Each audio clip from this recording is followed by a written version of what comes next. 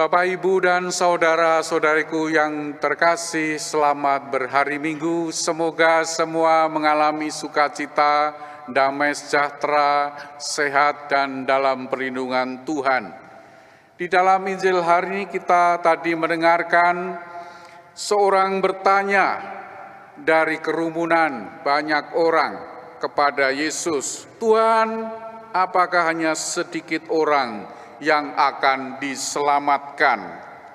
Di balik pertanyaan itu ada kesan orang yang bertanya itu menyimpulkan jumlah orang yang diselamatkan, bahkan mungkin menyebarkan rasa pesimis.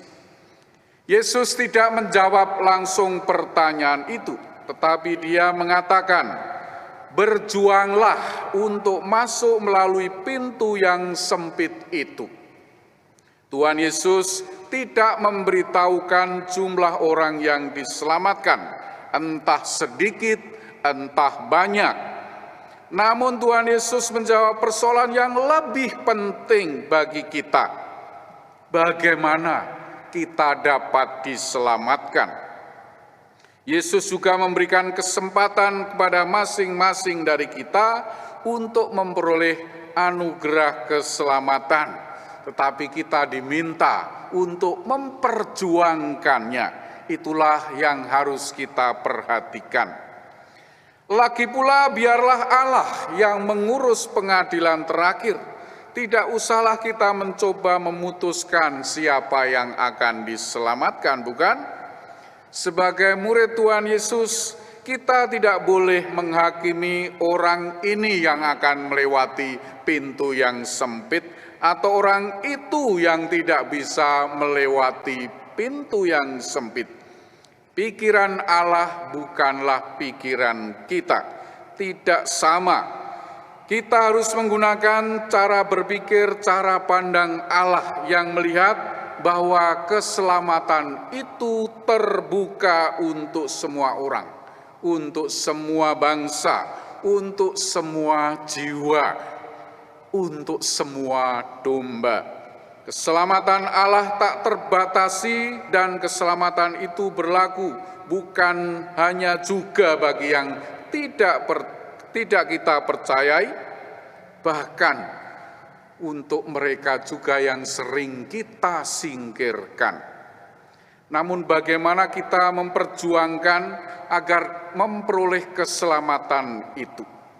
Pertama, marilah menjadi orang yang dekat dengan Allah, artinya orang yang digunakan oleh Allah untuk menjalankan kehendak-Nya.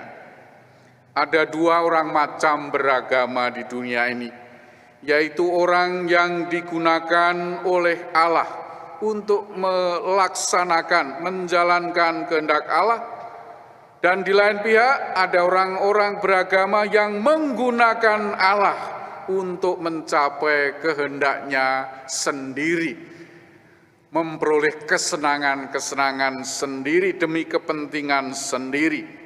Yang satu melayani Allah dan yang lain melayani keinginan diri sendiri. Oleh karena itu bagi kita yang mencoba dekat dengan Allah, marilah kita mencoba menjalankan apa yang diharapkan dari kita semua oleh Allah.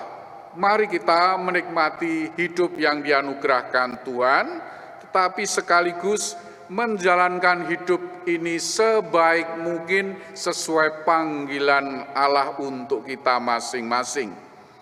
Kita ingin dapat membantu orang lain seperti orang lain digunakan oleh Allah untuk membantu kita, bukan? Kita tidak hidup bagi diri sendiri, tetapi hidup bagi Allah dan menanggapi panggilan serta kehendak Allah. Karena Allah adalah kasih, maka kehendak-Nya adalah kita hidup mengasihi. Mengasihi Allah dengan seluruh diri kita seutuhnya, mengasihi sesama seperti diri sendiri. Itulah kehendak Allah untuk kita. Namun bagaimana kalau kita malah mengalami susah payah? Sementara orang-orang yang jahat, yang korup senang-senang. Marilah kita ingat mengikuti juga nasihat dari bacaan kedua yang diambil dari surat Ibrani hari ini. Dikatakan di sana, janganlah kamu lupa akan nasihat yang berbicara kepada kamu seperti kepada anak-anak. Hai anakku, janganlah meremehkan didikan Tuhan, dan janganlah putus asa apabila engkau diperingatkan olehnya. Karena Tuhan menghajar orang yang dikasihinya, dan Tuhan menyesah orang yang diakuinya sebagai anak. Jika kamu menerima hajaran, maka di situ Allah memperlakukan kamu sebagai anak. Di manakah ada anak yang tidak diajar oleh ayahnya? Memang setiap hajaran pada waktu itu diberikan tidak mendatangkan sukacita, tetapi duka cita. Namun demikian, ia akan menghasilkan buah kebenaran yang memberikan damai kepada mereka yang dilatih oleh Allah. Tuhan adalah kasih, Dia mengasihi. Maka apapun yang kita alami, jangan melupakan Tuhan yang selalu mengasihi dengan caranya, dengan waktu yang ditetapkannya.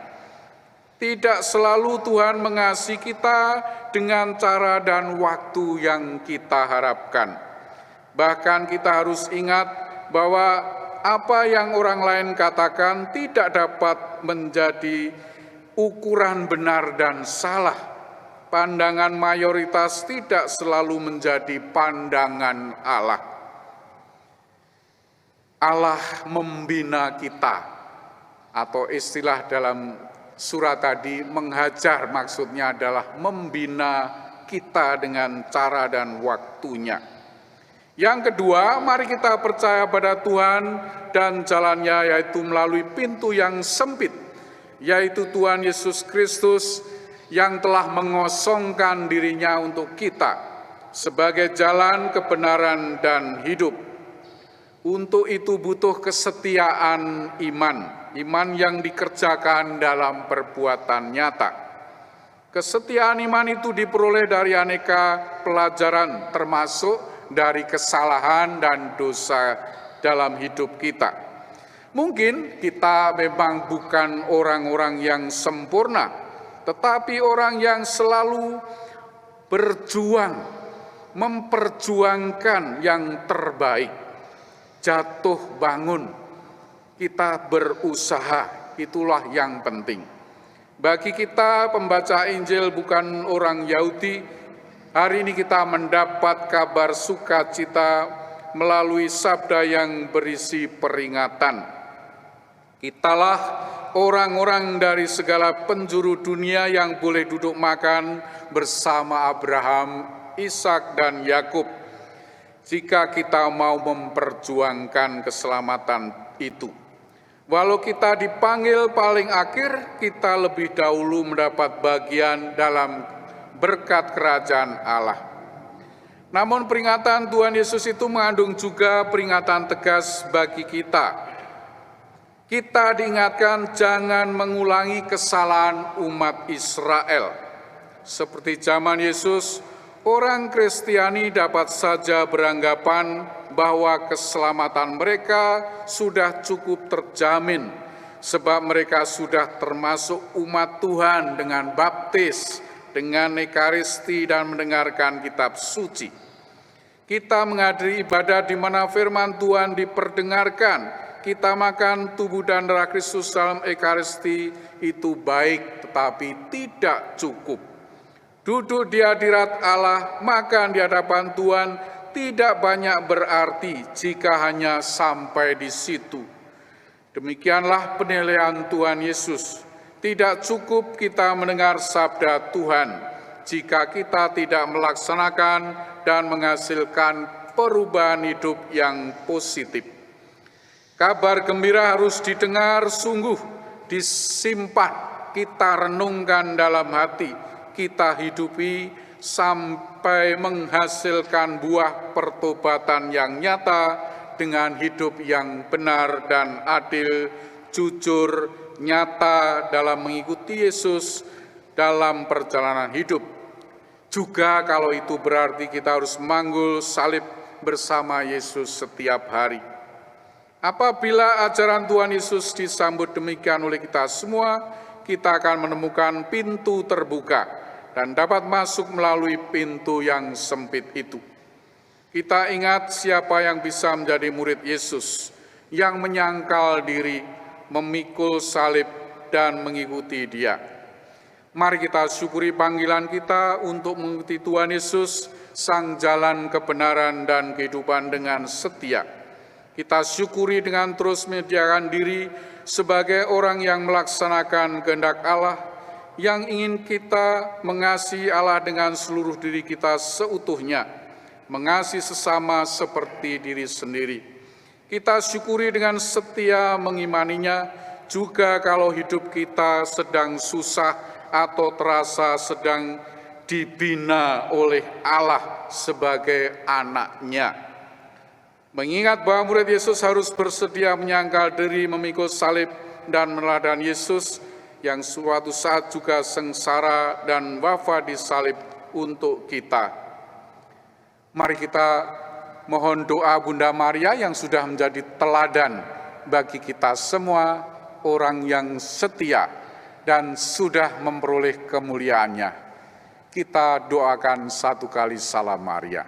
Salam Maria, penuh rahmat, Tuhan sertamu, terpujilah engkau di antara wanita, dan terpujilah buah tubuhmu Yesus.